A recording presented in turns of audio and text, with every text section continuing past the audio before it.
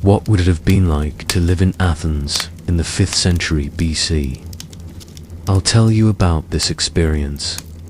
I toil in fields that once belonged to my ancestors, but now serve aristocratic masters. Every sunrise brings another day of backbreaking. Labor while nobles feast in marble halls above.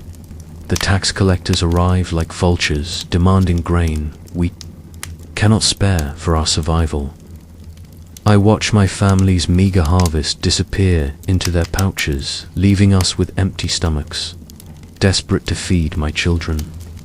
I borrow silver from wealthy landowners at crushing interest rates. The coins feel heavy in my calloused hands, knowing they bind my family to servitude.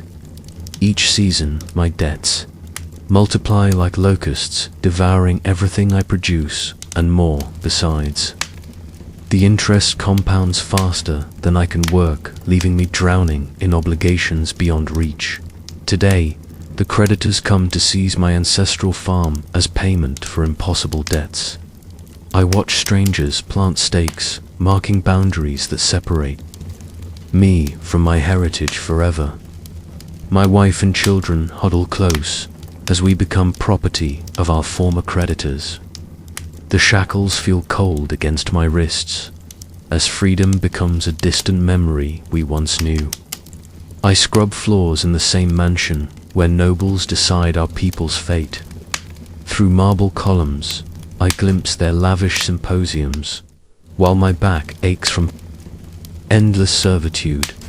Whispers reach even the servants' quarters about a wise man named Solon. His name spreads like wildfire among the oppressed, carrying promises of justice and reform. The city erupts in celebration as Solon becomes Archon, bringing hope to common people. I dare to dream that my children might know freedom again. Under his leadership, Solon's Sisacthea decree echoes through Athens, cancelling all debts, including mine, miraculously. The invisible chains binding my family for generations suddenly snap, releasing us from bondage.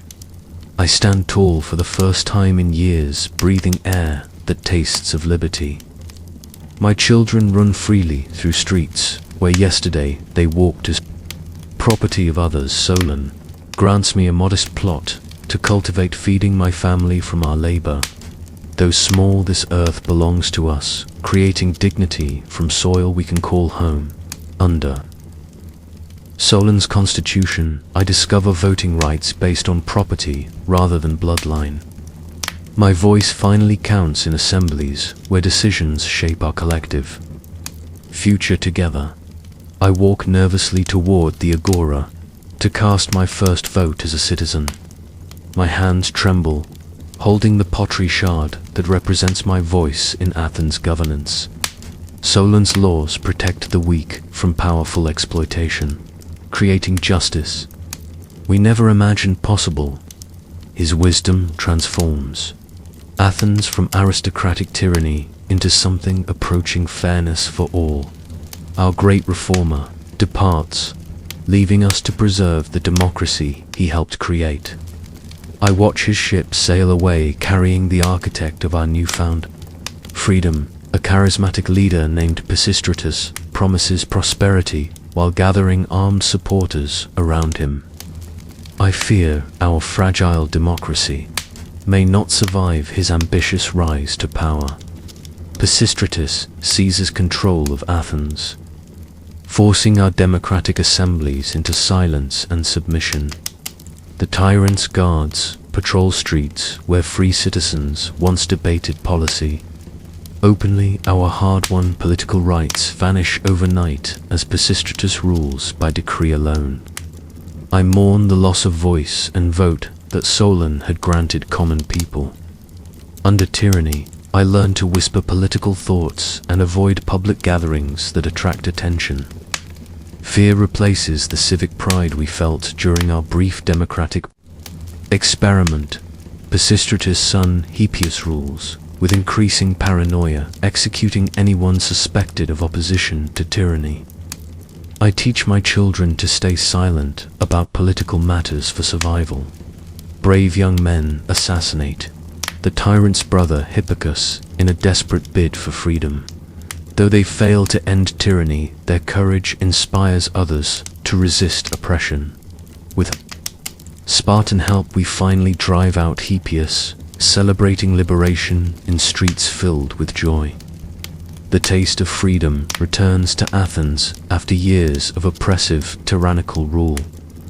Cleisthenes emerges proposing radical reforms that will give all citizens equal voices in government. His vision of democracy surpasses even Solon's earlier attempts at creating political equality. The new tribal system mixes citizens from different regions and classes, creating broader representation. I find myself working alongside nobles and merchants as political equals for once. Ostracism allows us to banish dangerous leaders before they become tyrants threatening our democracy. I carefully inscribe a name on my pottery shard, protecting our hard-won freedom. The ecclesia gains real power to make laws and major decisions affecting all Athens. Every citizen can speak and vote regardless of wealth or family. Background: in this assembly, the Council of 500 represents all tribes, ensuring every voice participates in daily governance. I volunteered to serve, knowing ordinary citizens like me now shape policy directly.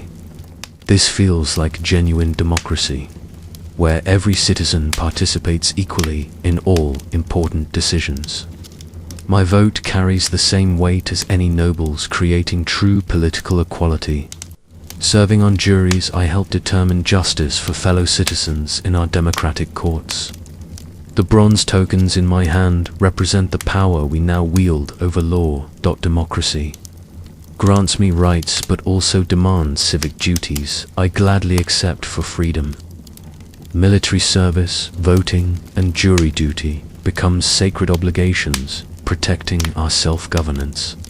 As citizen soldiers, we defend democracy itself, rather than serving aristocratic masters blindly. Our shields bear symbols of the freedom we fight to preserve for future. We construct new public buildings where democracy can flourish, including expanded meeting spaces for assemblies.